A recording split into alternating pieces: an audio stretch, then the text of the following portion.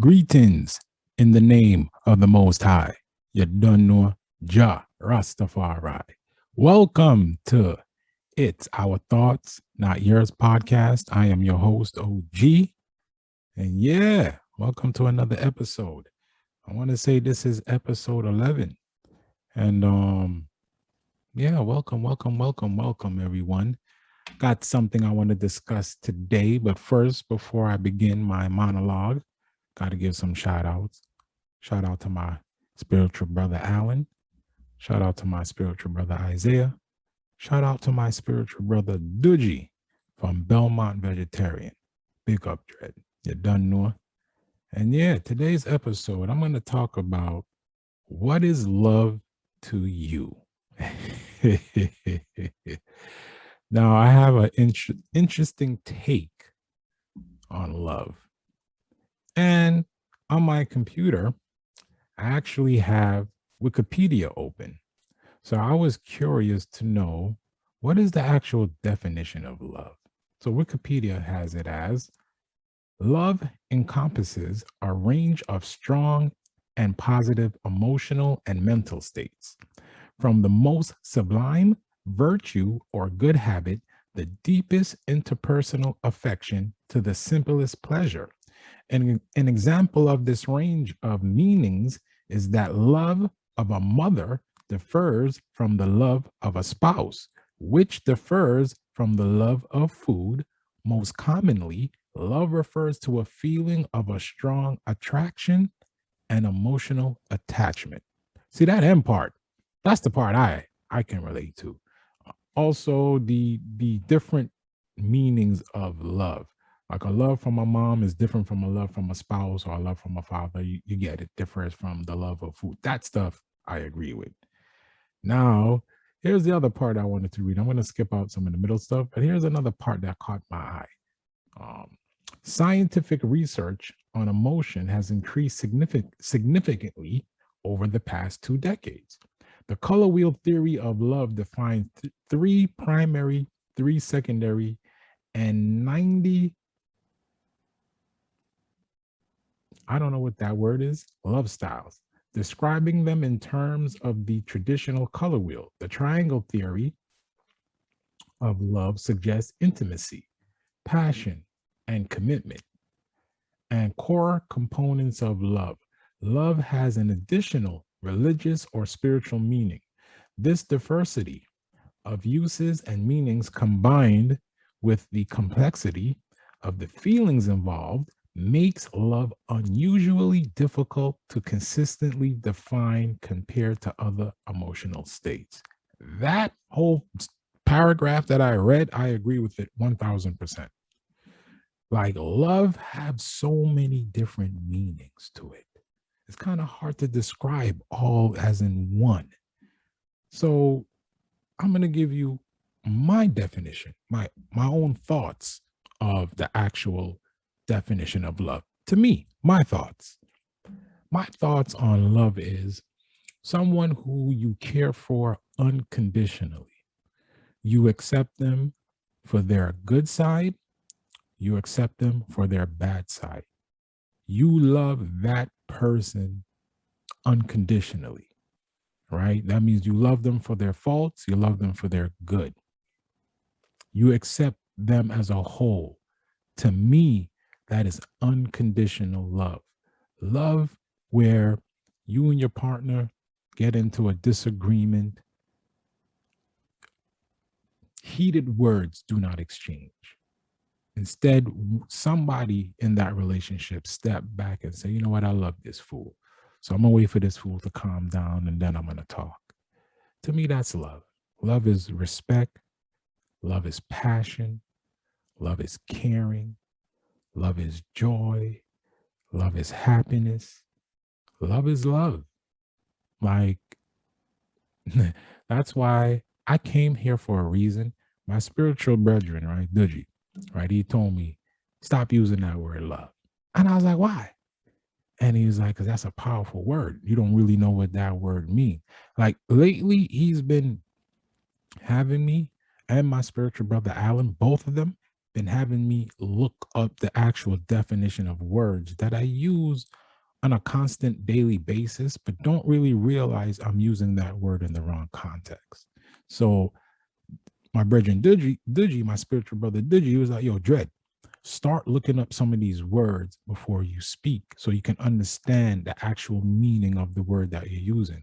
So one of the words he wanted me to look up was love. And I can see where he was going because I had said to him, I love all humans, regardless of your sexual orientation, regardless of your skin color, regardless of what you believe in on a religious state. Like, I just love all human beings. And he was like, Dread, you don't love human beings. You care for them. But you don't love them. He said, love is a strong word. He said, you care for them. You don't love them. So that had me thinking, right? Because I would always say to people that, there's two definitions to me. There's love and then there's in love. Like when you in love with a person, like you really love that person. And love, I'm just like, you know, I care for your well-being. And that's when he cut me off and he said, well, you're just a rude boy. I said, you care.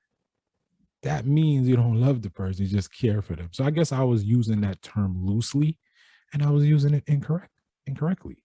Should be I care for all humans, right? But like I love my son, you know what I mean? I love my moms, you know what I mean? But I'm not in love with nobody. I love myself, but I'm not in love with anybody.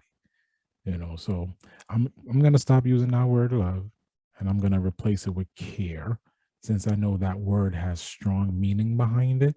And if you use it in the wrong way, whoever you're talking to may take that the wrong way. So that's another thing he was warning me about is you can't just walk up to somebody and say, hey, I love you, because they may take that the wrong way. You say, you know what? I care about you. I care about your well-being. I care about your mental health. I care about your mental state. I care about what you're eating. I care about your living situation. I care about your finances. You know what I mean? It's like I gotta start using that word. But love. So yeah, that's my definition of love. And I wanted to tie that into the Netflix series called You. If you haven't watched Netflix's You, this show is about love. It gave me the inspiration to actually do the pod this week because it had me questioning a lot of stuff about love. It had me questioning a lot of stuff about relationships. Um, and this season 3, man, season 3 of You was bananas. I didn't think they were going to be able to top season 2, but the writers, due to COVID times, the writers just, I'm really fascinated with that writing team because they incorporated some of real world events that's going on into the show. So I thought that was brilliant. And just the way they tackle that word love in this show, they're very smart on how they are creative with play on words, but they're very smart on their writing to get men hooked into this show, because this show, I believe this show when it first started is based off a book. And I was actually introduced to this show by someone I was dating temporarily. She introduced me to the show. And I remember when she was talking about the show, she was like, because how my mind worked, she knew that I was a deep thinker. So she was like, you know what, I think you'll like this show. And when she was describing the show to me, I was like, nah, son, I don't watch that. That's a woman thing. And this was an older Spanish woman. She was older than me. She was like, nah, watch it. Trust. It's going to open your mind to certain things. So I said, okay. I watched season 1, the first episode. Nigga, that had me hooked. Just that first episode, I was like, all right, you piqued my interest. You got me hooked. The writing is what's key to this show. And the relationship topics that they address is also great. So where am I going with this? In this show, especially season 3, I'm not gonna give you any spoilers. Season 1 was good. Season 1 was good. Good beginning. Good way to start off a TV series. Good. Season 2 was great. Like season 2 was great. again, had you questioning a lot of stuff about love. Then comes season 3. And the ironic thing, right? One of the main characters from season 2 and season 3, her name is Love. And how they played on her name and with that word, the writing, dude, it was dread. It was Road Boy. I'm gonna tell you, say, yo, that show ya, wicked man. That show ya, yo, the writing is on point, Rude Boy. The writing is on point. So season 3, it was the theme for season 3 that I got was, would you marry someone who you love, but would you marry someone who is just like you? Right? That is a very important question. Do you marry someone who is just like you? Now, remind you, you love this individual, right? And you married this person, but this person is just like you. Now, the main character on this show, his name is Joe. I'm going to give you a little background. The dude is a psychopath. And you must be like, damn, son, damn, oh, how you watching this show? You saying it's about love and relationship, and you just come out and say homeboy is a psychopath. He is. He's a damn psychopath.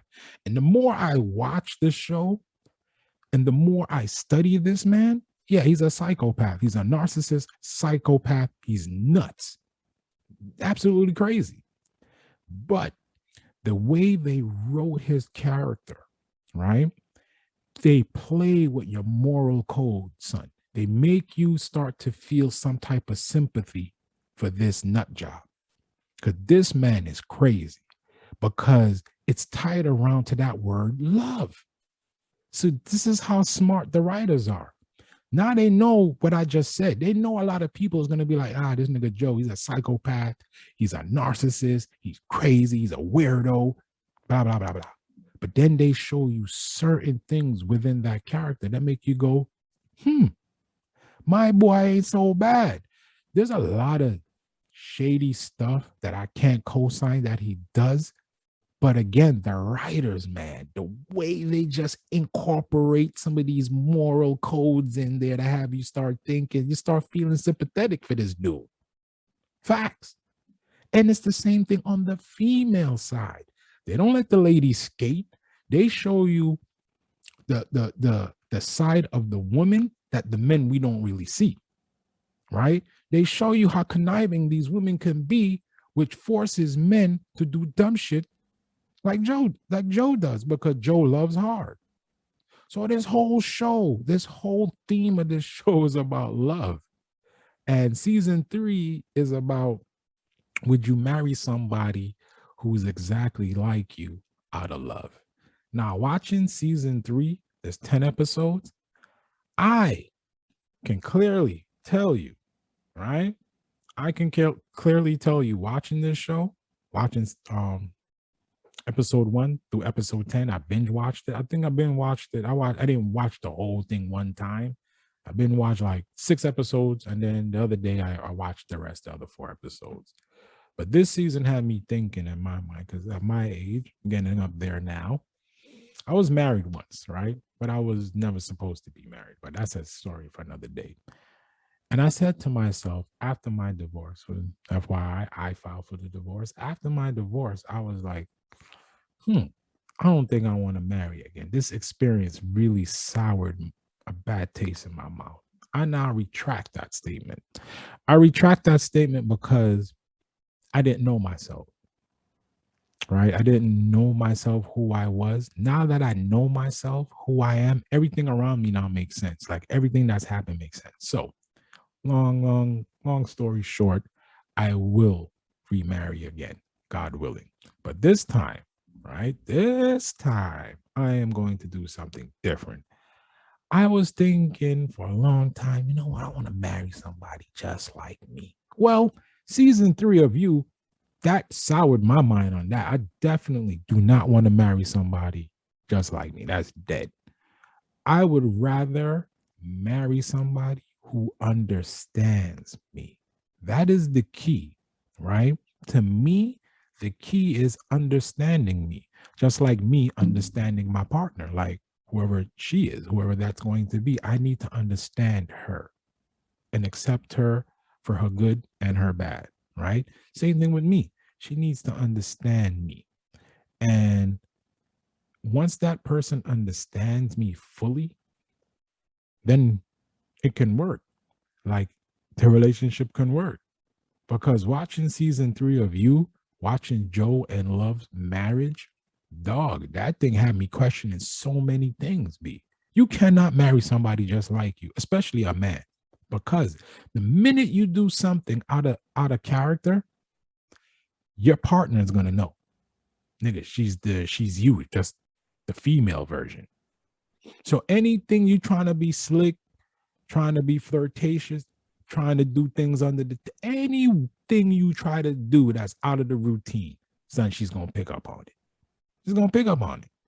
So that season 3 of You really woke my eyes up, son. It woke me up, son. Like, I definitely do not want to marry somebody just like me. I would rather, marry somebody who understands me and accept me for who I am. So watching this whole season, I'm not going to spoil anything. The ending, the ending had me sad. The ending had me sad. I'm not going to spoil the ending, but there's going to be a season 4, and I don't agree with it. I think now this is where this show is going to get on my nerves because I think they should have ended it on season 3, because where they're going for season 4, unless they come with a curveball, which I think they're going to do, I don't see it making any sense for it to be a season 4. The way they ended it, season 3, they could have probably extended it to make that episode a little longer to end it there. For some reason, they decided that they didn't want to end it on season 3. They want to extend it. Now, I don't know if, for those of you who are familiar with a show called Dexter, one of the reasons why I fell out of love with that show, they kept milking it, son. Like, I think after Breaking Bad did it right. 5 seasons, B, end the show and end it the right way. Don't milk it. Just 5 seasons done. You, though, I don't think needs 5 seasons. I think 3 seasons was the sweet spot because of how they wrote the script, wrote the theme of the show. Season 3 was fantastic. It was the best season out of all the season. It really hammered home that word love and what it really means.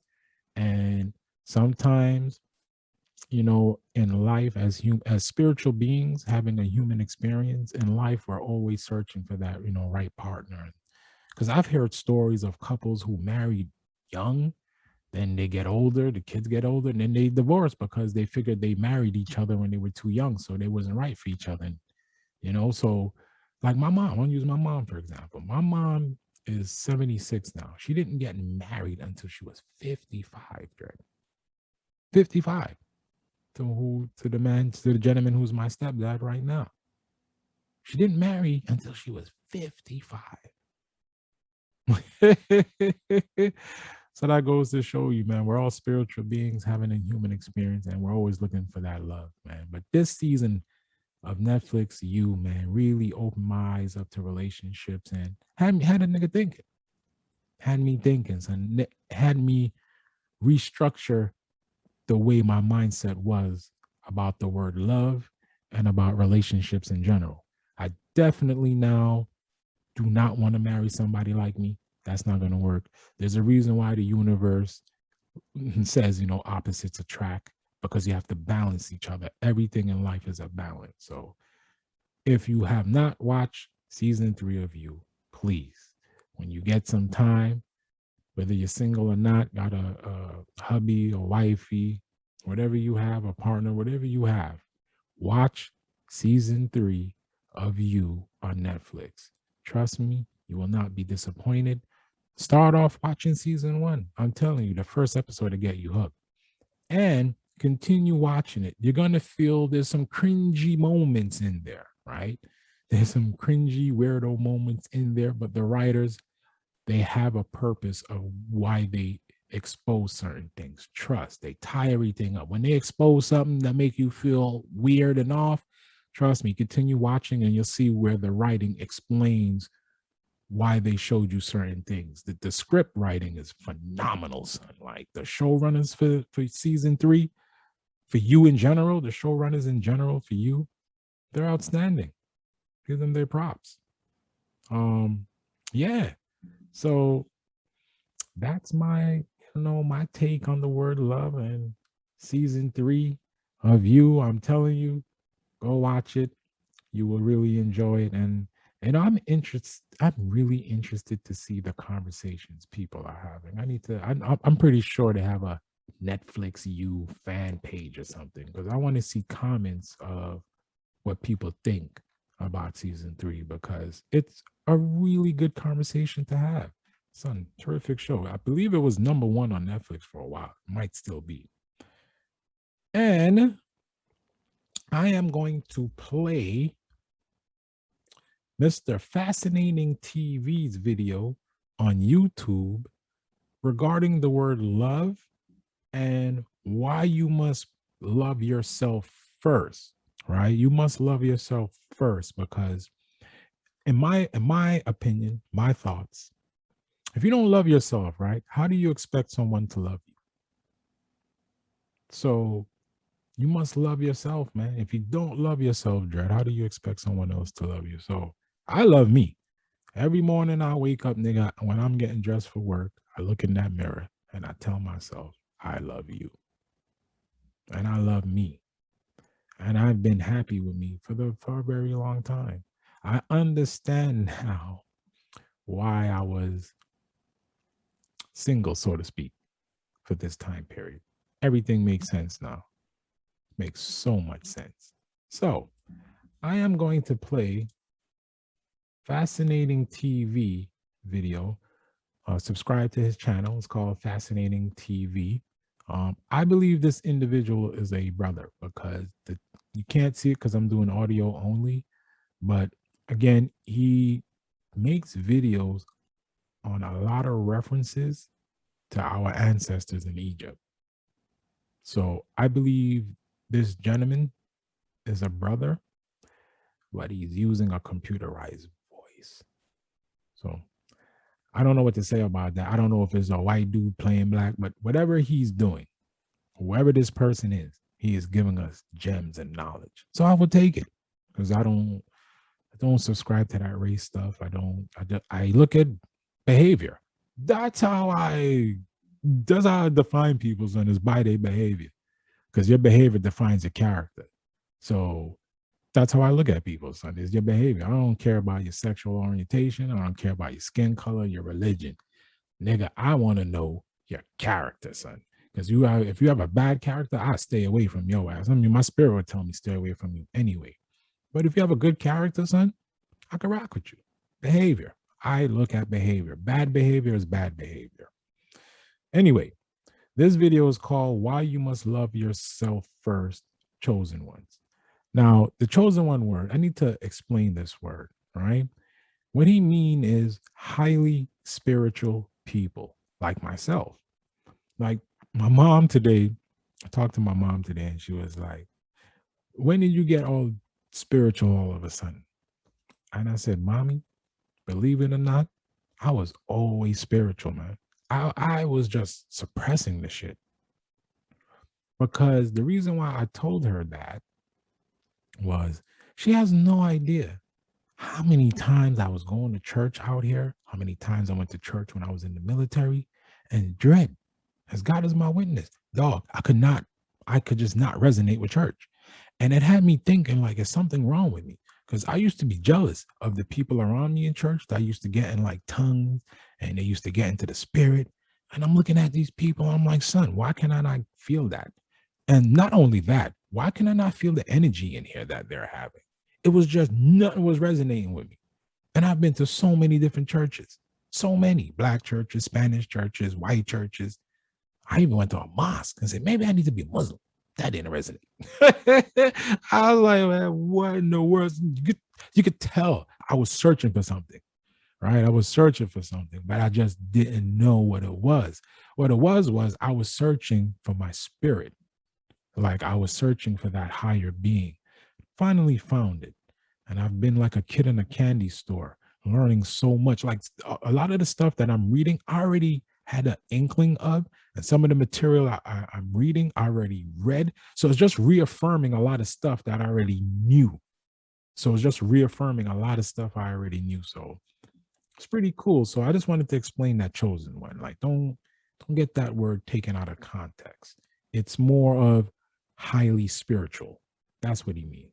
Also, old soul.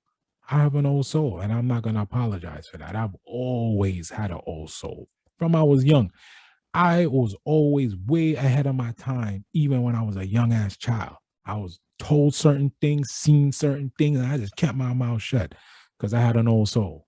So it's like my spirit in me, like either seen this stuff before or lived it in a previous life, whatever was going on. Your boy got an old soul. So I'm gonna play this video called "Why You Must Love Yourself." Why you must love yourself first. So let's take a listen. I'm gonna give some commentary on it. Hello powerful souls, welcome back to another video. This is a special video for you all star seeds who are going through quite a lot during this global crisis.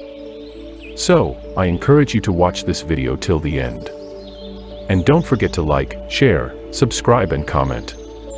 As a star seed, by now you should know that not everyone you call your friend is for your best interest. Many are in your life just to take, and the worst of it is, they take without reciprocating your love, your kindness, and most importantly your energy and vibes. If people take without showing appreciation or reciprocate your energy back to you, then it is time to cut off from such toxic energy and start loving yourself more. When you love yourself more, you won't have time for egocentric people around you. In fact, let me tell you this. According to Billy Chapata, you need to love yourself so much to the point that your energy and aura rejects anyone who doesn't know your worth. That right there is very important. I need to reiterate that point right there, what he just said. To love yourself so much to the point that your energy and aura rejects anyone who doesn't know your worth. That right there, I need to take that and like make it a plaque. That right there defines everything, son. Like, I don't know what else to say after that. Like, to love yourself so much to the point that your energy and aura rejects anyone who doesn't know your worth. That's who I've always been. Like, when I meet a woman and we're dating, because now that I'm an older dude, I skip the little honeymoon shit. I do certain things to get under this person's skin because I just want to see a reaction and a behavior. Or if I don't do that part, I will strike up a conversation and talk about particular topics just to hear their response, right? And then when I get a clear as day picture that this person is only into themselves or they really don't know what that word love is, it's a turnoff to me. You know what I mean? Like, I'm attracted to intelligent, highly intellectual women. That's what attracts me. Everything else is superficial to me. But your mind, son, your mind is what attracts me, because if you can stimulate my mind, that arouses me. You know what I mean? So yeah, I love this quote by Billy Chapata, son. It's a beautiful quote. Let's continue. Star seeds, you all worth so much. I mean, your genuine love, empathy, and kindness is enough for this broken world to show you more appreciation. But because it is broken, then you have to love and repair yourself first. Be kind to yourself, that is how you all help to heal this world. Star seeds most times go through different kinds of tribulation more than a normal person. They are chosen for a higher purpose in life, and mostly hated and ridiculed by most people, even in relationships with family. You heard what he said, even in relationships with family. And he's so right. Like, I don't know if you guys listened to the last episode that I did. I spoke about that. Like, I spoke about how my mother's side of the family, they don't know me. They know of me through her, but they don't actually know me. They never took the time to get to know me as a person, who I am. The little interactions that we've had is not how you know a person, son. Knowing me is knowing my battle scars, what I've been through, my journey, my struggles, my pain. My mother's side of the family don't know any of that stuff about me. They just know of me that I'm my mother's last pick me. I'm the one that she came here and had when she came to visit America. That's how they know of me, but they don't actually know who I am. And that's why I had to cut ties with them, not out of anger, not out of hate, out of, if you want to get to know me, your opportunity now to get to know me will be through the pod. It won't be to know me on a personal face to face anymore. If my mother's side of the family or even my father's side of the family, if somehow this got back to them in Jamaica and say, yo, bust up son on the podcast. If it got back to my father's side of the family, them too. The message goes for both. If they really want to know who I am as a person, listen to the pod. Me coming to see you and visit you and all of that stuff and trying to break bread with you and trying to reason and get to know you, those days are over. Because now I'm telling you, I'm a spiritual man and I'm walking a particular path. So if you don't know what that means, me being spiritual and me walking a certain path, then you really don't want to get to know me. But we shall continue. It's enough for you to start loving yourself more as a star seed. I tell you this, love by itself is not enough. Yes, you can love someone else if you do not love yourself. That doesn't mean you can have a healthy relationship if you do not love yourself. People who do not love themselves are often driven by chronic insecurity and fear of abandonment. When you love someone else, but don't love yourself, it can be hard to accept that the object of your love loves you back, or that you are not even worthy of being loved. This creates, unsurprisingly, a fear that one day the person you love will realize how worthless you are and leave you. And that's acutely terrifying, because if you don't believe you are lovable, then it is easy to believe that when the one you love finally wakes up and abandons you, and you might never find love again. Keeping yourself above everything should be the fundament of your life, because you are special to exist at this very moment. In fact, we should see ourselves as a plant. The more we take care of it, love it, water it, pamper it, the better results we get. There will be days where you would find it difficult to see things which you could be grateful for. But there will always be one thing that you could be grateful for. Once you start the process of loving yourself, you will see greatness in everything.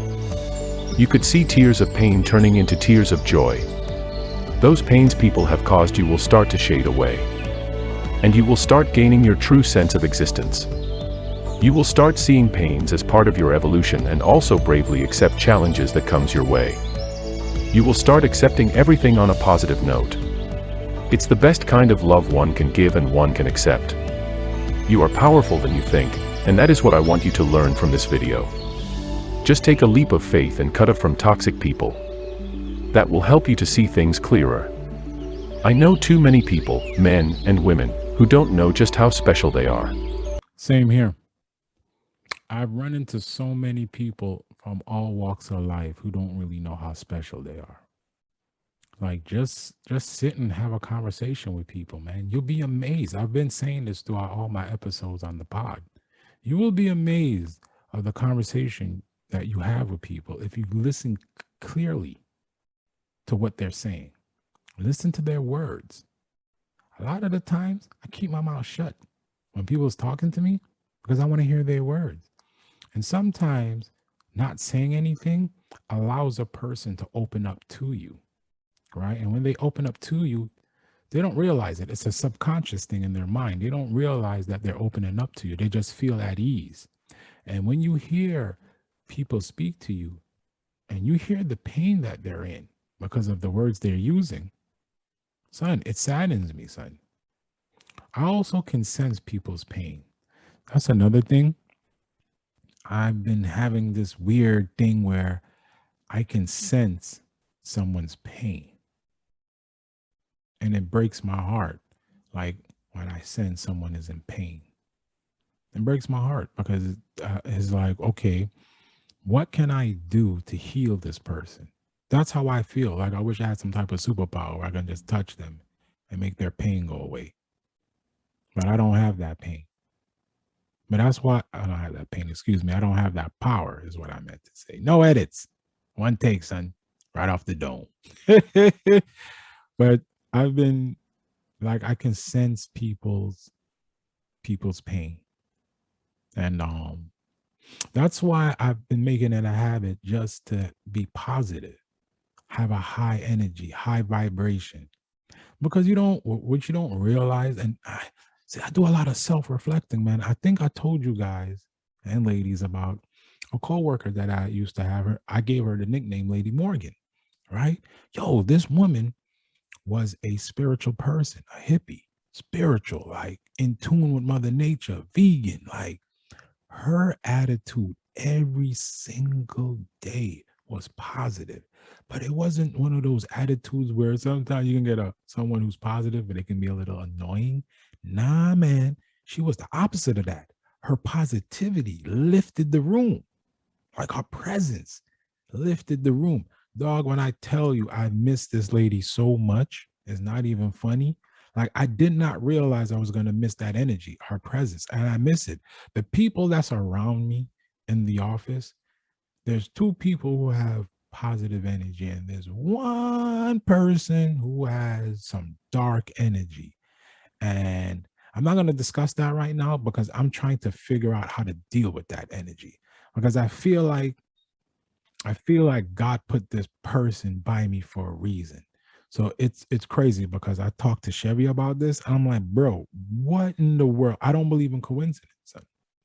What are the chances are that I'm having this spiritual awakening, and then all of a sudden, the way the universe works, all of a sudden, they put an individual by me who has a lot of darkness around them.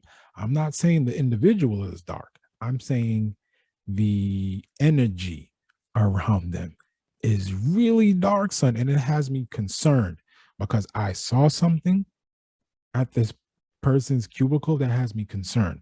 Because me being a spiritual person and this person who's surrounded by this dark energy, what they're doing and what I'm doing is gonna clash.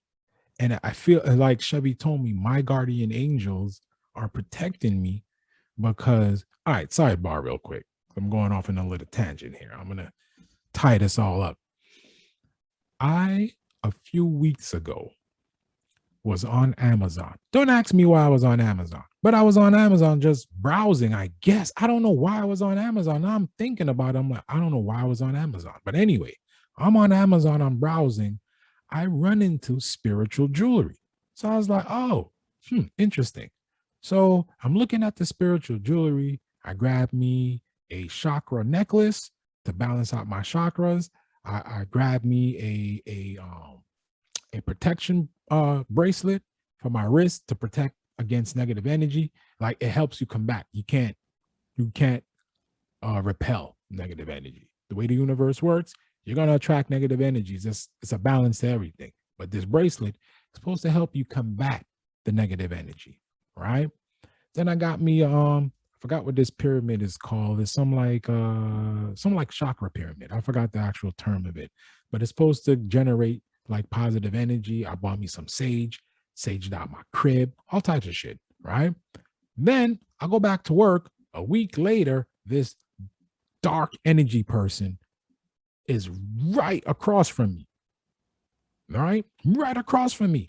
And I started to do some self-reflecting because I saw something that gave me pause for concern. And I brought it up to Chevy, and Chevy did some research. That's why I care for her mind. Her mind is amazing. She did some research, and when she did the research, I didn't want to do the research because I didn't want to go down that rabbit hole.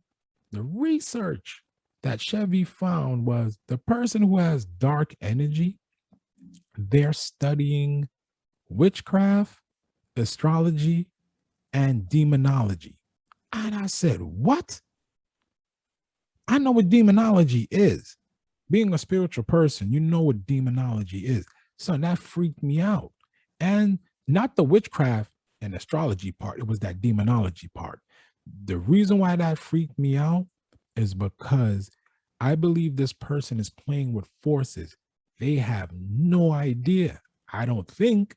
Like, you may conjure up some spirit That's, to me, that stuff you don't need to be playing with. But anyway, look how the universe works. Like I was, my spirit was preparing me for this individual because everything was already written. So I already had the protection bracelet, the spiritual jewelry that I'm wearing. I had all of this stuff on, and I'm like, wow, son, this person with this dark energy is like right behind me. And some real talk, I have been struggling with this person. Like they've been sucking my energy because Chevy's been noticing like every time I'm ready to go home after my shift, I don't know what it is, dude. I take vitamins, everything. And for some odd reason, I be feeling drained. There are times where I walk in, go to my desk, and I'm instantly tired. And I'm like, what in the world is sucking out my energy? Now I know. So now I need to figure out how to deal with what I'm dealing with because this is new for me. Like, I don't know how to combat this dark energy. Do I request to have my cubicle moved? Because that's the point where I'm feeling like I need to move my cubicle because I don't want to be around that energy. So I'm trying to figure out how to combat it. Like I'm doing some meditation. I'm praying, but I still feel uneasy. Like ever since Lady Morgan bounced, I was okay because that spot was empty. And then this dark person moved there. And ever since then, I've been feeling off every day at work. The only time I feel right is when I go to my car to do some meditation or I go in the caf just to write down my thoughts. But yeah, man, we can continue with this video. But yeah, I got on a little tangent there, man. Like, yeah, this is crazy. So I cannot believe I'm actually watching in real time light versus dark, good versus evil. I'm watching it in real time. Like Chevy trips out at it when she's like, holy crap, son, is really there. Like that person represents dark, I represent the light. That is hilarious to me that I'm seeing that in real time. It's amazing. It's amazing and scary at the same time. Let's continue with the video.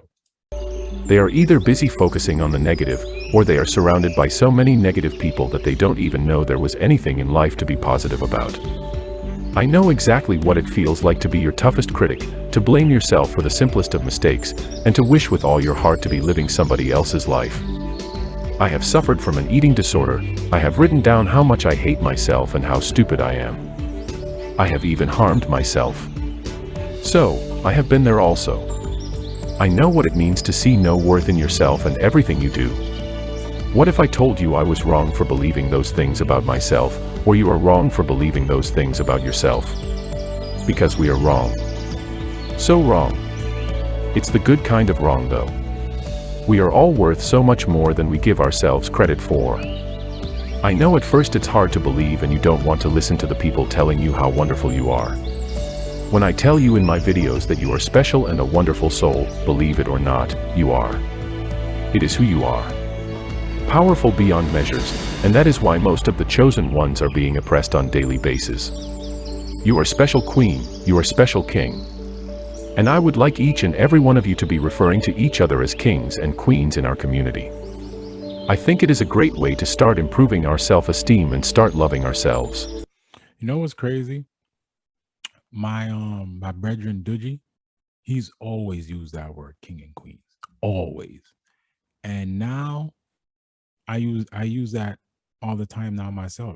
I've always used it. Like I used to tease myself and call myself a bald head rasta. Because I would see another brother or a sister and I would call them king and queen. So it was crazy that he mentioned that in the video and I laughed to myself, like I'm already using that language. And that's interesting that he brought it up, how we should refer to each other as kings and queens.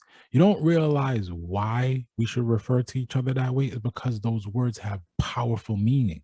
This thing, see, one of the things I'm learning about this spiritual growth, this spiritual awakening, words have tremendous meaning, man. Like you can play a little word game with yourself if you think I'm bullshit. You can play a word game. For example, when I call a brother king, you know how that make him feel? I bet you he feel like a lion. He feel good that I call him king. He feel powerful because if you look up that word king, It makes you feel that way, make you feel powerful. You call a sister a queen, she feels elegant, she feels royal, she feels like she has high class, high dignity. That word queen, it fills her with joy.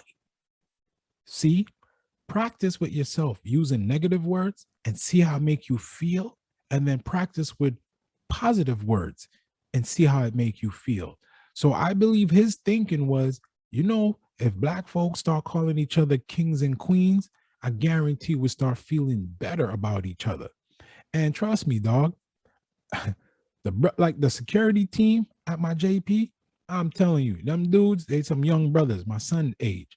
And when I first walked in there, the first thing I told them dudes was, "What's going on, Kings?"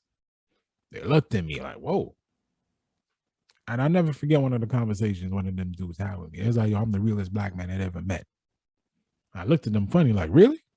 I was like, "Yeah, son, you like the realest black man we ever met. Like, you are 100% real."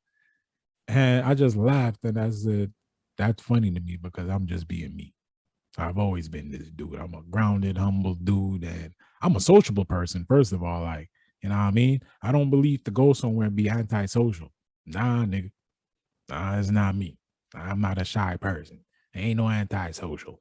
We chopping it up. Because first of all, I work in an environment where anywhere I work, I need to know who the fuck I'm working with. I need to know who you are, what makes you tick, all of that. So yeah, king and queens, I've been using that language, and we should continue to use that language. So if you're not using that language, you should use it, or you should try a little game. I said, try using negative words, say it to yourself in front of the mirror, and look how your reaction and look how it make you feel. Then try positive words in the mirror and look at your reaction and look how it makes you feel. Then you take that and you go out into the real world and you start using positive language with somebody and watch their reaction to you. And then if you have a good friend, use negative language towards them and watch their reaction towards you. Remember, you're running an experiment. And if your friend or whoever gets mad, tell them, "I'm sorry, I was just running an experiment." And then you can explain to them what you were doing. So yeah, you see how my mind thinks? I'm a deep thinker, and I do shit like this all the time to people, and they don't realize it. So, when it comes to the aspect of self-love, it's even harder when you are not surrounded by people who tell you how loved you are. I have been in that spot, and it's an incredibly dark place to be.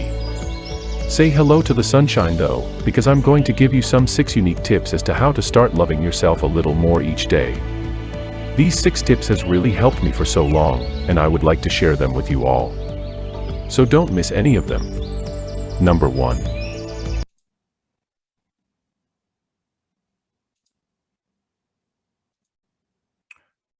I gotta fast forward this commercial. Give me a second, y'all. Commercials. Here we go. Star seeds. I'm gonna bring that back because I think I messed that up. Oh, I'm sorry, y'all. Let me bring that back. I don't want y'all to miss what he said. His first part here, YouTube with the commercials be like, what is that? Why we got commercials? Here we go. Number 1. Get rid of the negative influences in your life. Star seeds, do you know that the first step to loving yourself is to get rid of the people that don't love you? I mean toxic narcissistic people around you. Love is an action, a choice, not a feeling. So anybody who claims they love you but doesn't make time for you, doesn't make you feel special, or treats you like you're unimportant, they do not love you and they are a parasite. You hear that, people? Cut off negative and toxic people out of your life. Period. Period. That's what I do. And now I told you, man, this is such a beautiful thing. Like, this dude's videos always resonate with me. It's amazing, because once I learned about myself, it made clear sense why I cut everybody off. After my divorce, and I cut everybody off. I cut everybody off because not only was my ex-wife a problem, right? Her and I are good, by the way. Like, that's my people's. Like, but when we were married, nah. But when we were going through our separation and we were divorcing, God was exposing certain things around me, right? I was seeing certain little things around me and I didn't say anything. I was just like, whoa, okay. I just started cutting people off quietly too, son. Quietly as kept. I just started cutting people off. And I went into what's the mode I want to call it? Hermit mode, I guess you can call it. I went into a mode where I just focused on myself. I stopped hanging with people, stopped communicating with certain people, just started really keeping to myself. But what I didn't realize this whole time keeping to myself is God wanted me to do something, but I was hesitant because I was lost.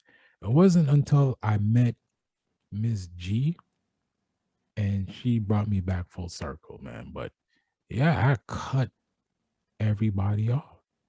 And for the last 7 years, it's crazy. After me and Miss G broke up, I again went back into that same mode again. But I understood why I was back in that mode. But this time I was dating this whole time because I'm a spiritual person having a human experience. So I get lonely. So I was dating at this time, but nothing serious. I just did not want to be with anybody. I would make sure to be upfront with everybody I was dating. Like, I don't really want to get serious, but we can have some fun. And this whole time, God wanted me to find myself. Like he has something planned for me, but I can't do what he wants until I found myself. And I finally, after all these years, found myself. And when I tell you that finding who I am is probably one of the most beautiful things I've ever experienced outside of my son being born. Like knowing who I am, everything. Why did I tell you everything makes sense now? And it was crazy because I'll never forget my spiritual brother Alan told me.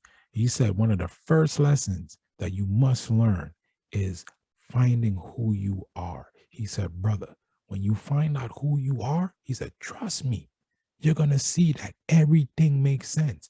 And dread, when I tell you, say, yo, everything makes sense, everything makes sense now. I am at I'm at such a happier place that I've ever been in my life, man. I am so content. Like you have no it just confirmed everything that I had questions about once I learned who I was. It's amazing. We're gonna continue with this video. Beautiful. They are eating away at your self-confidence and happiness. Get rid of them. They are not good, not important, and most importantly, they are not worthy of your precious heart and time. You're beautiful, unique, and amazing. Don't waste your time on people who don't question why you're not famous for being awesome. Are you ready for the next tip? Number 2. Take more time to do the things you want to do in your life. If your friends call you up on your day off and they want to go to the movie, you really don't have to say yes. If you wanted to stay inside and read your favorite book for the 533rd time, do that. And do it passionately. Just because the people around you do one thing, it doesn't mean you have to do the same thing. Next time you are invited out or you find yourself doing something with friends or family out of obligation, ask yourself if it's something that you really have to do. If it isn't, is it something you genuinely want to do? If not, You know what's crazy about that? I put myself first now. I mean, I've always put myself first, but it's crazy that he reiterates that again. Like, yo, this pod, for example, right? My original idea for this pod was me and Little Bully. But Little Bully, be busy doing things. And I'm like, I don't want to wait on him because like I be getting these spiritual feelings to talk about stuff. So that's why I decided to take the pod in my own hands and just run with it. Like I'm here just talking by myself about topics that I feel are important that we should all have an open discussion about. Your spirituality, son, being a spiritual person, it's something that I'm proud of and I'm going to share more of it. This pod is going to be a good chance for people to get to actually know me because they don't really know me. Some people know me, but there's a lot of people who don't know me. So this pod is a chance for people to get to know me. This pod is what I'm passionate about. Like you guys have no idea. I wrote 3 episodes already. 3 weeks down the line, I wrote material for episodes 3 weeks down the line. And you know what's so funny? My brother Ness, right? My brother Emil, he was the one that put the little bug in my ear. Was like, yo, Dred, you probably want to start writing a script, writing down what you want to talk about. I'm like, nah, son, I'm freestyle. And he's like, I understand that, but you're doing a pod. So he's like, you might just want to jot something down in a little book. And remember what I told y'all. When people talk to me, I listen. Even if I don't listen to those words at that particular moment, because I'm a deep thinker, I do a lot of self reflecting. So when I was thinking to myself, damn, son, I need to be writing down my thoughts for the pod. Emil's words came to my head. See what I'm saying? How my mind works? Emil's words came to my head when we had the conversation of him telling me, write down your thoughts, do bullet points, go by your bullet points. Don't always freestyle. Write down your thoughts, do research. Like Ness was dropping gems for a nigga. And now I took his advice and now I've been getting more comfortable, doing my little bullet points and my notes. I don't know, son. I just like doing freestyle. I'm like thinking like I'm still a DJ and shit, like I'm still an MC and I want freestyle off the top of the dome. No, the only time I actually wrote stuff down when I did music was when I had to record music in the booth. I was like, shit, can't freestyle. I got to actually write shit. But doing the pod now, I'm learning, oh, damn, I can't just talk off the dome. I got to have a little monologue set up and I'm going by my little bullet points and touch on my bullet points, talk about it. And I'm like, damn, Ness was right. So shout out to my brother Emil. Big up, Dred. We shall continue. Not politely decline and just do you. Number 3. Take that step out of your comfort zone, star seeds. Do you want to take a painting class? Are you interested in that yoga class at your gym? Do you want to talk to that cute guy or girl in your history class? Just do it. You really won't be sorry you did. The things you are scared to do the most are the things that you'll regret the most. I used to be so scared to go to the gym. I'd hype myself up the night before, doing research on all these cool exercises and routines that I wanted to try. Then in the morning, I would get to the gym and end up on the elliptical or Stairmaster for an hour, because I was so worried what everybody in the gym would think of some newbie trying to go hard on the weights. Eventually, I got a personal trainer to help give me a confidence boost. It totally worked. Now I hit the gym and instead of worrying about everybody else, I just work on shredding my routine and sweating all the stress away. I need to touch on this point again. It's really important what he's talking about, the confidence. When I started this podcast, the reason why I really wanted Little Bully and Lash to team up with a dude, one, I wanted to come from my generation, older dude, talking to the younger generation. I thought that was a cool, creative idea to hear their perspectives on the world that they're living in now, right? So that was my original idea. But like I said, with Lash pursuing her acting career, and then Little Bully's busy with school, broke his foot, scheduling conflicts, I was like, damn, son, I'm gonna have to do the pod thing by myself. But then I was like, all the pods that I subscribe to and watch, it's at least 2 or more people. I don't see no one man show. Like the only dude who I see doing like a one man show is actually Bill Burr.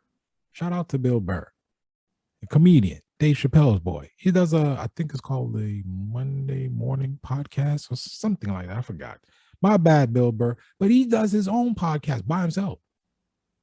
But he's a comedian, right? But it's weird because his podcast, he's kind of himself, but even Bill Burr, because he's tied into Hollywood, even my man Bill Burr got to walk on eggshells how he talks. And he's been bringing in some of his peoples, like his friends, in with him on some episodes, but the majority of the time it's by himself. Like it's just him by himself. So where am I going with this? With me now, with the pod, I was scared. I was fearful of turning on this mic and just talking to an audience who I don't even know is there, right? So I was like, how am I going to conquer this fear? Because I have nobody to call on to help me. God is great. The universe is awesome. Dog, I did some meditation. I thought on it and God just told me, Dred, you don't need nobody. You got this. Now, how I got that confidence is because of my JP. My JP is a blessing and a curse. I say it all the time. When I tell you, the white folks, they were the ones that were telling me, you should do a pod. You should do a pod. You should do a pod. I kept hearing it, son. And again, that was God using them as an affirmation to let me know you should do the pod. You don't need nobody. You got this. And I remember again something Emil told me. Shout out to my brother Ness. Remember he told me, he was like, yo, bully. For y'all don't know, I don't go by that nickname on the pod. My nickname is OG. But Ness called me that, and he was like, Dread, you forget? Like, I had you perform at all those parties when we were young. You was into the performing arts. So he's like, I know for a fact you're not going to be scared to do this pod. You're going to be a natural at it because of who you are. That man gave me confidence, B.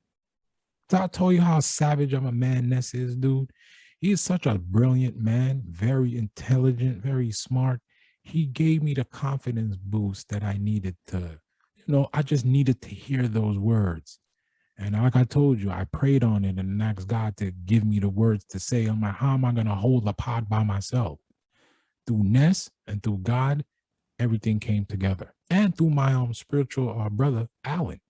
He was another one that was telling me what to do with the pod because he loves it. He says he feels like I'm going to have a bright future doing this if I continue to grow spiritually. So that's what I've been doing, man, conquering your fear. My fear was turning on this mic and just trying to hold the audience by myself. That was my fear. I no longer fear that. That fear is gone. Now, another thing I want to do, believe it or not, I actually want to move. And I actually want to move out of the state of Mass. There's something holding me back, and I'm going to wait. But once that event takes place, there's a very strong feeling that I have that I'm going to move. And it's going to be one or two places, either Egypt or Hawaii, possibly Arizona. Those three destinations my spirit wants to be. I don't know why. My spirit wants to be in Hawaii, Arizona, or Egypt.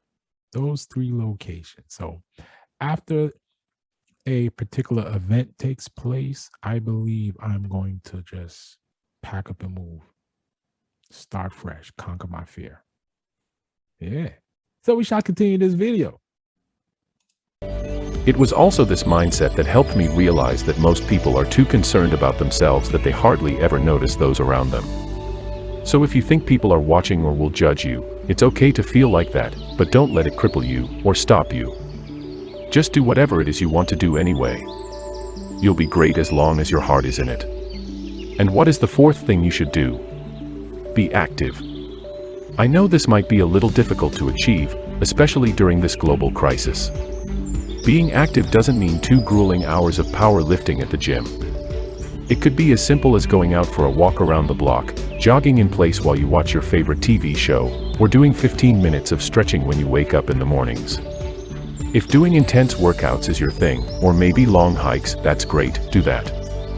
Activity is whatever you want it to mean, but it's important for you to get up and give your body a little workout every couple days or so.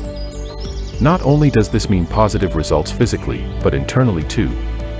Your body releases endorphins, the feel-good stuff, when you're active, so you'll feel more energized, optimistic, and ready to tackle everyday situations that are otherwise frustrating. On a personal note, exercising or going for a quick stroll around my apartment complex gives me alone time that I otherwise wouldn't get. And alone time is necessary for a person's individual growth. This brings me to my next point. Number 5. Meditate. Meditation is so powerful, and it has helped me quite a lot during my hard times in life. In fact, if you want me to be providing more videos on meditation and so, make sure to comment that below. I need more votes for that. So, as a starseed you are, take a few minutes once a day to just breathe, to bring all your thoughts and emotions together. I usually do this in the mornings after an intense, sweaty workout. I go into the gym sauna and play a good song and I ask myself, how am I feeling mentally? How am I feeling physically? And what emotions am I feeling right now? If it's been a rough morning or a tough week and I'm just angry or sad, Then I start taking deep breaths and start thinking positive thoughts to help reinforce confidence and security within myself. If I'm feeling good and I'm ready to breathe rainbows, then I still take my deep breaths and I think of everything I'm grateful for, which really is the cherry on top when I'm already in a good mood. Obviously, everybody's version of meditation will be different, but meditation in general can make the world of a difference in how you feel about yourself and your life. He's absolutely correct. I'm a big proponent of meditation. I've been practicing it myself, and I feel so much better after I do some meditation. Like when I don't know, like when I had to call my sister, I had to meditate on that and talk to God because I'm like, I need the words to say, and God gave me the words to say. So yeah, meditation, man, it clears my mind. It cleanses my soul. It just clears my mind. Like I feel so much better, just doing meditation and talking to God, talking to my angels. Like it feels so much better. It gives me clarity. That's the word. It gives me clarity, man, and I love it. We shall continue. Also helps to clarify and organize any mixed emotions you may be dealing with. Practice meditation and you will never regret it. Number 6. Compliment yourself because you deserve it. I don't care if this one sounds silly or not. All I know is that kind and loving souls need to compliment themselves, even if no one does that for you. That is a great sign of self-love. Bingo. Remember what I told you? See what he said? Great sign of self-love. It's complimenting yourself. Negro, when I wake up every day to get dressed for work, I tell myself I look good, especially that I lost all this weight now. Oh, hell yeah. I tell myself I look great. And then when I put on my dress shirt, my dress pants, and I'm looking sharper than a mofo, I'm like, damn, nigga, you look good. It gives me a better attitude. So to me, I learned this a long, long time ago. Ironically enough, I learned it from my white man. He told me that your dressing reflects your attitude. And I was like, really? Because he used to always compliment me on the way I dressed. Because I always came to work sharp. And then one day he was just like, I'm very impressed by the way you dress. I'm like, thank you. And then he explained his meaning behind it. He's like, the way you dress is an expression of how you feel. And he said, every day you come to work dressed up to a T. And he said, even if you're not feeling good maybe you got some outside stuff going on, but you're coming to work professional, sharp. I'm like, yeah. So that time I was married and I was dealing with stuff. But the minute I got to work, all of that stuff stopped at the door. It was time to work. I've always been that way with anything, son. And when it's time to make paper, it's time to make paper. All that shenanigans, all that stress, all that outside buffoonery stays out there, right? I would deal with that stuff outside of work. My mind is never mess up your monies. Never. Whether it's hustling or in a corporate environment. Don't mess up your monies with buffoonery. So I always was able to just focus on work and leave that buffoonery stuff at the door. And yeah, just love myself, man. Because I've always said, if I don't love me, B, who the hell is going to love me? So I have to love myself. So when I'm with somebody, I know how I love myself. I expect that to be reciprocated for whoever I'm dealing with. And if I don't feel that, bye-bye. Goodbye. We shall continue with the video. When I get ready in the mornings, I find at least one thing I genuinely like about my look or outfit that day. This morning, I really didn't like anything. I came to work in a lousy mood and wanted to go back home and hide in my bed. Then I realized I didn't find something that I liked about myself today. So, what I did was to close my eyes for a moment, took a deep breath, and reminded myself how great I am. That alone helped me to be in a much better mood as I provide useful contents for the world to watch. And it's because I feel better about myself and I want others to feel better as well. Now, there will be days where it's hard. However, I challenge you to fake it till you make it. Look in the mirror before work, school, whatever, and tell yourself one thing that you like about the way you look. It could be as silly saying, my teeth look really white today. That's awesome. Guess what? The more you make yourself find something you like, one day you will look in the mirror and you will find something you like about yourself right away. You will look in the mirror and you will say, I look great today, even if you are just wearing a baggy pair of jeans and a sweater. It will happen. Beautiful souls, loving yourself can be hard because nobody knows your mistakes, flaws, and thoughts as much as you do. It's so easy to beat yourself up when you miss something, forget something, or make a silly mistake, but I challenge you to be patient with yourself. I challenge you to follow some of these tips and to stick with them to see how loving yourself is achievable. You are so awesome for watching this video till Man, I'm telling you, man, this dude's videos always resonate with me, man. Fascinating TV is the name of his channel. I highly recommend subscribing to his channel. I'm not gonna play any more of the video because that's the actual end of the video. But yeah, the video is called "Why You Must Love Yourself First." So he explains it to a T. And yeah, I did some commentary on it, and I agree. Love yourself first, because once you do that, you're gonna be amazed how everything around you is going to make sense. Um, yeah, you'll have a better understanding when you love yourself. Love yourself to me is tied into knowing yourself, because that knowing yourself part, that's extremely important, man. I cannot stress that enough.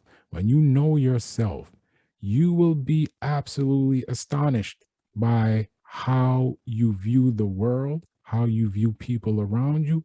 You're going to start to see that, yo, all of this stuff, everything makes sense. And you're going to be able to let stuff just roll off your shoulder. Like I do now. Just let stuff roll off my shoulder. Like, whatever. They don't know. They don't know better. That's my new saying now to normal humans. They don't know better. So now I don't take offense to anything they say. I just, they don't know better. You don't know what you don't know. With that being said, I didn't really want to, I was conflicted on how I wanted to end the pod. That I wanted to end it with something positive, or do I want to end it with something that's a little touchy feely? Well, as you know, I'm a spiritual man. And because I've experienced so much tragedy in my life, it's like I'm starting to become numb to tragedy now. And I know numb is people may take that word the wrong way.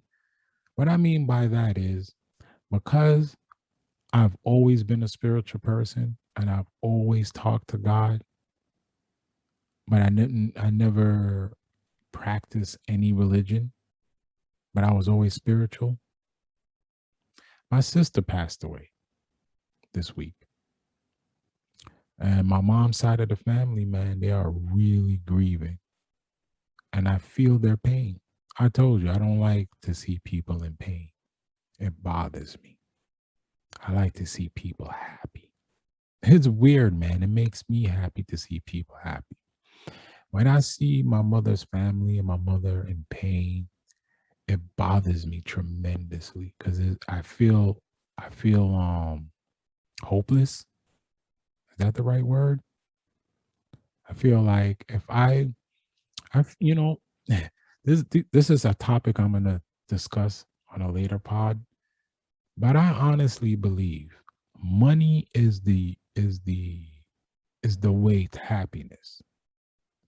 Because if I had the finances that I wish I had, the pain that my family is going through, my mom's side of the family is going through, the pain that they're going through, if I had the finances that I had, even though they're going to miss my sister dearly, their auntie, their sibling, their daughter, the money would ease some of that pain away just for a slight moment. And seeing the pain that my nieces are going through because their mom is gone, again, what do you say? What do you say? I'm numb to it because I pray and I do meditation. Numb is the wrong word. I am I am okay with it because I pray and I do meditation and I talk to God.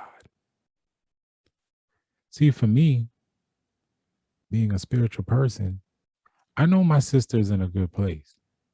She's no longer suffering. It's like I didn't go see her because I did not want to see her in that state. I'm gonna give you all a little sidebar. Next to my bed is a picture of me, my sister Paulette, and my mom. I've had this picture by my bedside ever since I moved to the place that I live in. I've had that picture by my bedside. My sister didn't even know. My mom didn't even. Nobody knows. But I've had that picture by my bedside because I love my sister. She she was a interesting human being, right? She gave me what's called tough love. My sister was not the type of person to be all smushy feely. That wasn't her thing. The only time I seen that side of her, and this is real talk, is when I was married, she would come out here and she would see Latrell, or I would bring Latrell down to Brooklyn. And that would be the only time I would see my sister's soft side.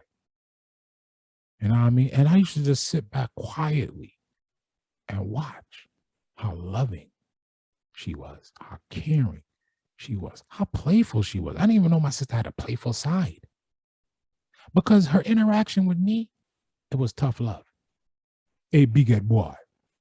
You know, say, yeah, little boy. You know, say, yeah, get older and yeah, grow. To me, you're my little brother. Yeah, little boy. That's how she used to talk to niggas. Little boy. That shit used to bother the fuck out of me. I hate that shit. But that was her way of showing me love. And I understood it and I got it. So it didn't bother me no more. That's just her way of her expressing her love to me. Was to tease me all the time, to say some mean things in patois, Jamaican style, Jamaican culture, just the way it was. But it was her way of showing how she loved me. Like I said, my sister was not the only time I seen that touchy feely, lovey dovey side is with my son. And it shocked me. I was like, whoa. And I laughed and I was like, oh, okay, I get it. I'm the little brother. So she's gonna treat me as such, even though I'm a grown ass man. In her universe, it don't matter. I'm still the young brother, and she's gonna treat me as such. And you know what's so crazy? Every time I went to Brooklyn, I would always put on Facebook, yo, man, head out to New York's. My sister, hey, she would always put on Facebook, hey, big head boy, when you touch down, make sure you come check me. Hey, yo, real talk. I will go see her, of course. Have to give her money because it's a Jamaican tradition. Can't be visiting nobody with broke pockets. So I would go visit her, give her money. And yo, real talk, she would always have a plate of food waiting for a nigga. My favorite when I used to eat meat. Oxtail and rice and peas, man. Waiting for a nigga.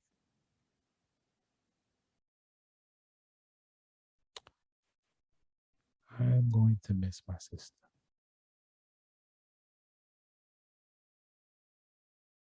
I lost both my sisters back to back years. And I told my mom this. Because my mother's, she's confused on how I'm handling everything. How am I so calm? Like I said, I pray and I do meditation a lot. And I do a lot of self reflecting. I'm a deep thinker. So I always tell my mother that God moved chess pieces for a reason. Both of my sisters passed away for a reason. It wasn't just no random event. There was a lesson to be learned. In life, how I approach life, every day I wake up knowing that there's going to be a lesson that I learned today. What is that lesson?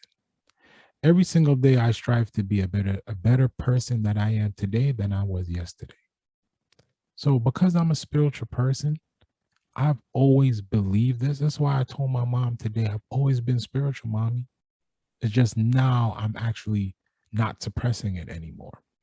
When Elvon died, I was so flipping angry. I was questioning so many things I should have never been questioning. But like I said, because of my sign, who I am, I'm a deep thinker by nature, so I always think about shit. So I started doing self-reflecting of all the people that I love who passed away. There was a lesson to be learned from every single passing. For my two sisters that passed away in 2020 and 2021, you know what the common theme lesson that I learned? Health. We need to take care of our health. I believe my sister's passing was a wake-up call for everybody. Not my mom and my stepdad, not them two, because they take care of themselves. They don't ramp when it comes to their health, especially my mother. Like, she is so self-aware that she's in America. She used this country's healthcare system to the max. But for the rest of us who feel like we're invincible, like nothing is gonna happen to us, I'm good. That ain't gonna happen to me. Nah, dread. It's a wake-up call. We need to take care of ourselves better. We need to eat right. Like all that crappy ass food we're eating, son, that shit is not healthy for your body. Going to the doctor annually to have your annual physical is a good thing. When the doctors diagnose that there's an issue, go get it fixed.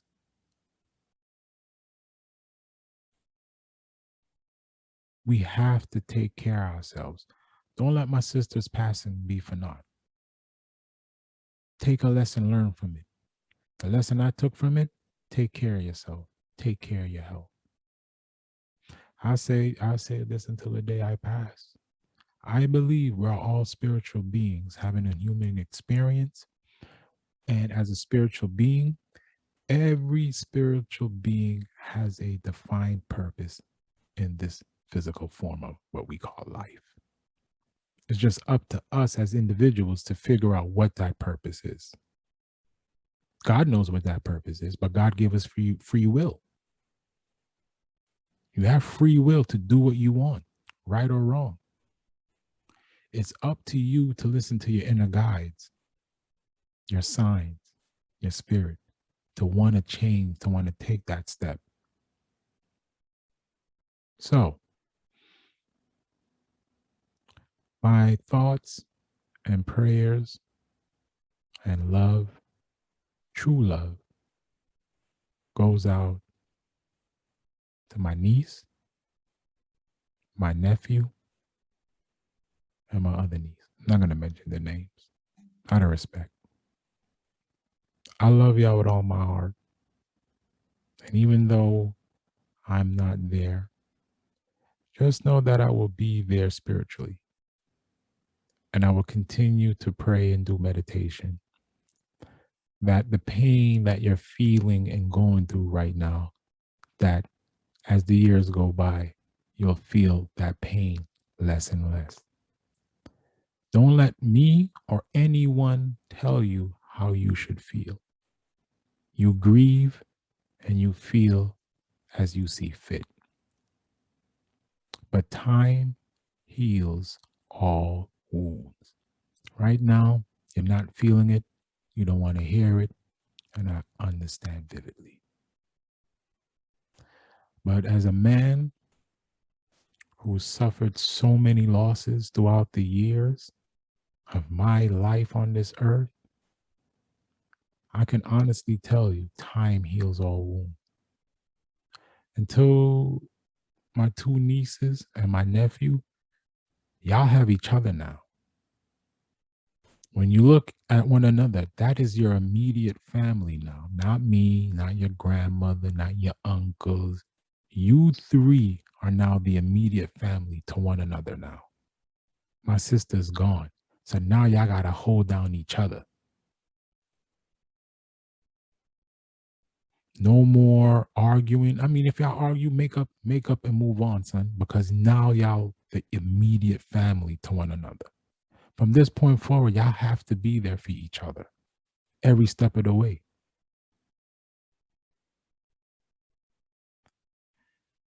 So before I end this part, I wanted to end it with that little quick sermon. And just know that I love all of y'all, everybody. And I see the grieving. I feel the pain. I will continue to meditate and pray over it. And I hope, not I hope, I know that God loves you. And I know that the universe loves y'all. And just know that that my sister is in a really good place. And that she may be gone physically, but she's still with us in spirit. And she's an angel now. So that is this week's pod, ladies and gentlemen. What is love to you? I know what love is to me. And I shall continue to spread this positive energy, love, joy, and happiness. I will continue to spread it. I will continue to learn, continue to study, and continue to do God's work and give God's message, man. So thank you for tuning in to It's Our Thoughts, Not Yours. I am your host, OG. I'm signing off and I'm out. Stay blessed.